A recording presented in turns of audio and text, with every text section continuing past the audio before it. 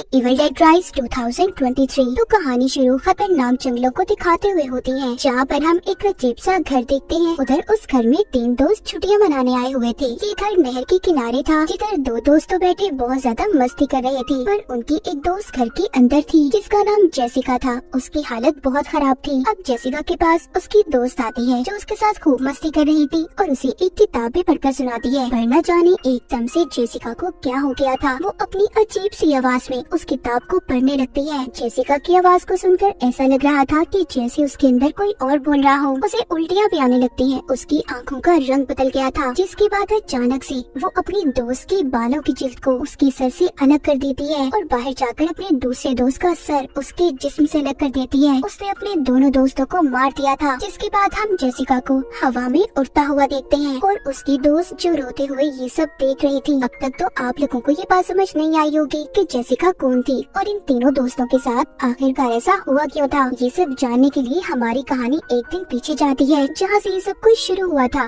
तो हम एक पुरानी बिल्डिंग को देखते हैं, जिसके एक अपार्टमेंट में एली नाम की औरत अपने 3 बच्चों के साथ रहा करती थी। वो अपने हस्बैंड से अलग अपने बच्चों के साथ रहती थी। एक रात एली की बहन उसके घर पर आती है, जिसका नाम बेथ था। बेथ एली के घर पर आकर उसके बच्चों को तोहफे देती है, जो वो उनके लिए लाई थी। बेथ एली के हस्बैंड के लिए भी तोहफे लाई थी, क्योंकि वो ये बात नहीं जानती थी कि उसकी बहन अपने हस्बैंड के साथ नहीं रहती। जब बेथ एली से उसके हस्बैंड का पूछती है तो एक उदासी वाला माहौल बन जाता है। इसीलिए एली अब बेथ से बात करने के लिए अपने बच्चों को बाहर पिज्जा लेने के बहाने भेज देती है, ताकि ये अकेले में अपनी बहन से बात कर सके। फिर जब बेथ को अपनी बहन के हस्बैंड के बारे में पता चलता है, बेथ अपनी बहन से कहती है कि उसे इस बारे में उसे बताना चाहिए था। उधर बच्चे जब पिज्जा लेकर वापस आ रहे थे तो अचानक से अर्थक्वेक सिलसिला आ गया था। एली के तीनों बच्चे कार पार्किंग में बैठ जाते हैं। थोड़ी देर बाद सब कुछ ठीक हो गया था, पर बात सिर्फ इतनी सी नहीं थी। एली का बड़ा बेटा डैनी देखता है कि सिलसिला आने की वजह से कार पार्किंग में एक बहुत बड़ा सुराख हो गया था, इतना बड़ा कि वो उसके अंदर भी जा सकता था। अब डैनी ये सब देखने के अंदर क्या हो सकता है, वो सुराख के अंदर चला जाता है, जहाँ पर उसे कुछ किताबें और रिकॉर्डेड ऑडियो टेप्स मिलती हैं। और टेप के ऊपर पार्ट 1, 2 और 3 लिखा हुआ था। उसे कुछ प्रीस्ट फादर की तस्वीरें भी मिली थी। साथ ही उसे वहाँ पर बहुत से होली क्रॉस भी नजर आते हैं, जिनको देखकर ये बात तो साफ थी कि यहाँ पर किसी बुरी ताकत को कैद करने का एक्सोर्सिज्म जादू किया होगा। वहीं पर वो एक कब्र को भी देखता है, जिसमें से जीसस क्राइस्ट की भी मूर्ति निकलती है। उसे उस कब्र से एक किताब भी मिली थी, जो कपड़े में ढांपी हुई थी। डैनी बिना कुछ जाने उसे अपने साथ ले जाता है। उधर ऊपर इनकी मॉम एली अपने बच्चों के लिए परेशान हो रही थी, क्योंकि उन्होंने टीवी पर इस खबर को सुना था कि सिलसिले की वजह से आसपास के बिल्डिंग्स को बहुत नुकसान हुआ है। इसलिए एली अपने पड़ोस में एक लड़के के पास जाती है, उससे अपने बच्चों को ढूंढने के लिए मदद मांगती है। साथ ही वहाँ पर एक बुजुर्ग लेडी भी थी। मगर थोड़ी ही देर बाद एली के बच्चे लिफ्ट से घर में आ गए थे, जिन्हें देखकर एली बहुत डांटती है और ये भी कहती है कि जब सिलसिला आए तो लिफ्ट का इस्तेमाल नहीं करना चाहिए। इतना कहकर वो अपना काम करने लॉन्ड्री के लिए कपड़े लेकर लिफ्ट से जाने वाली थी। उधर डैनी उस किताब को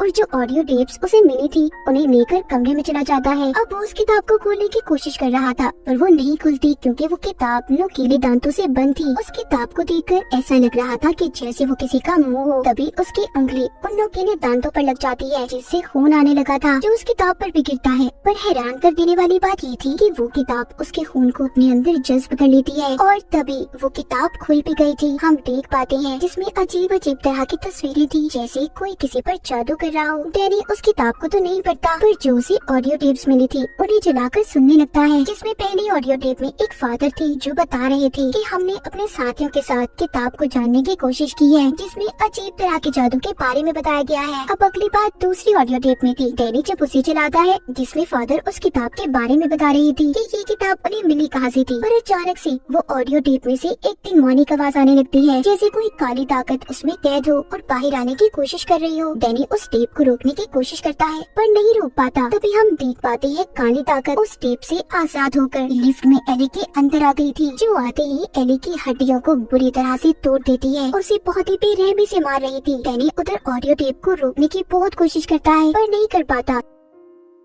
इतने में उनकी घर की लाइट भी चली जाती है और किताब के सफ़े भी खुद ब खुद पलटने लगी थी। एली की बड़ी बेटी जब लाइट को चेक करती है तो हर तरफ लाइट थी सिवाय उनके घर के। इसका मतलब जो कुछ भी गलत हो रहा था वो सिर्फ एली के घर में था। थोड़ी देर बाद एली अपने घर वापस आ जाती है जो दिखने में थोड़ी ठीक लग रही थी और वो चलकर अपने घर आई थी। मगर थोड़ी देर पहले हमने देखा था कि जो भी काली ताकत उसके अंदर थी उसने एली की हड्डियों को तोड़ दिया था। मगर अब एली बिल्कुल ठीक चल पा रही थी और किचन में जाकर अंडे पकाने लगती है। जब उसके पास उसकी बहन आती है और उसे बुलाती है तो तभी वो उल्टियाँ करती है और अजीब सा बर्ताव करने लगी थी। एली जब थोड़ा सा अपने होश के अंदर आती है तो वो सिर्फ इतना कहती है, वो मेरे अंदर है, उसे मेरे बच्चों को कोई नुकसान मत पहुंचाने देना। इतना कहकर वो बेहोश हो गई थी। वो नीचे गिर जाती है। एली की बहन और उसके बच्चे उसे हॉस्पिटल ले जाने लगते हैं पर सब लिफ्ट में जाने से डर रहे थे और सिलसिले की वजह से सीढ़ियाँ भी टूट चुकी थी। खैर ये सब मिलकर एली को कमरे में हटा देते हैं। अब उधर इनके पड़ोस का वही लड़का जिससे एली ने अपने बच्चों को ढूंढने के लिए मदद मांगी थी, वो एली की आंखों को बंद करता है मगर वो दोबारा खुल जाती हैं। वो फिर बंद करता है, वो फिर से खुल जाती हैं। ये सभी मिलकर एली के लिए प्रेयर करते हैं क्योंकि इन्हें लग रहा था कि वो मरने वाली है। तभी उसके पास उसकी बहन बैठती है और उसे ये बताने लगती है कि वो उससे कितना प्यार करती है। तभी बेट के फोन पर बेल बजती है जो कॉल किसी और की नहीं बल्कि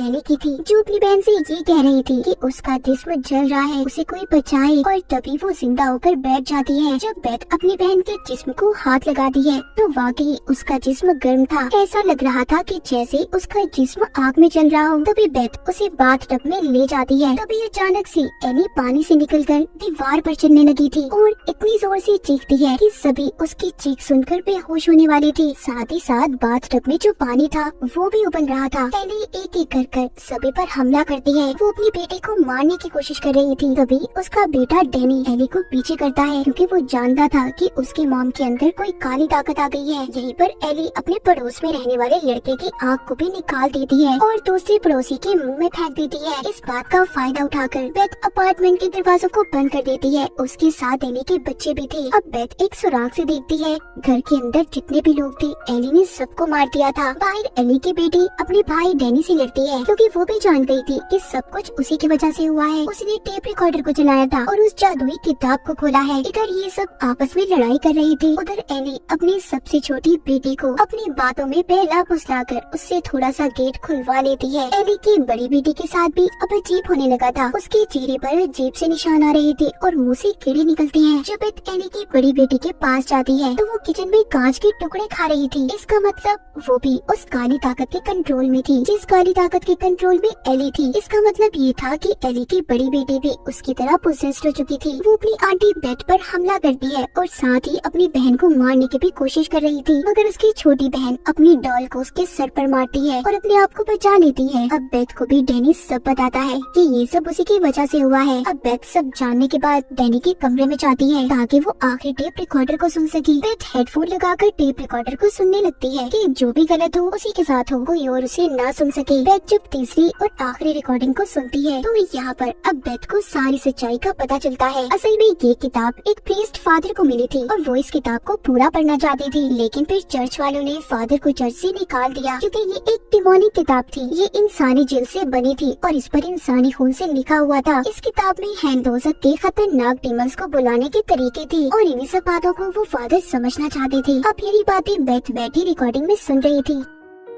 सब बातें सुनकर बेथ को भी यकीन आ गया था। उधर किचन में एली की बड़ी बेटी डैनी पर हमला करती है और उसे जला देती है। जिस कमरे में बेथ थी वहाँ पर भी एली आ गई थी। बेथ उससे लड़ने की कोशिश करती है। एली यहाँ पर अपने मुंह से ये आवाज निकालती है, मैं जो भी हूँ तुम मुझे आसानी से हरा नहीं सकती। अब बस बेथ और एली की छोटी बेटी ही बचे थे। एली अब यहाँ पर बेथ को मारने वाली थी। तभी एली की छोटी बेटी बेथ को कैंची दे दी है जो बेथ एली के मुंह में डाल देती है जिससे वो कुछ वक्त के लिए रुक गई थी। बेथ गन लेकर दरवाजे को तोड़ने वाली थी। तभी एली जाग जाती है और बेथ गन से एली पर ही गोली चला देती है जो जाकर उसके पाँव पर लगी थी। एली अपनी छोटी बेटी को अपनी मीठी मीठी बातों में फंसाने की कोशिश करती है पर उसकी छोटी बेटी सुनकर ये कहती है, you are not my mom, तुम मेरी मॉम नहीं हो। अब वहाँ पर एक एक कर जो लोग एली ने मारे थे वो जिंदा होने लगते हैं और ये कहते हैं कि शाम तक कोई भी नहीं बचेगा। यहाँ से बेथ और एली की छोटी बेटी के पास भागने के अलावा कोई और रास्ता नहीं था पर जो लिफ्ट थी वो बंद थी और दरवाजा भी बंद था। उस लिफ्ट के अंदर चाबियां फंसी हुई थी, क्योंकि जब एली पोजेस्ड हुई थी तो उसके हाथ में ये चाबियां थी। एली की बेटी अब चालाकी से उस लिफ्ट को चलाकर चाबियां निकाल लेती है और लिफ्ट पे चलने लगी थी, मगर हम देख पाते हैं कि एली की बड़ी बेटी और डैनी,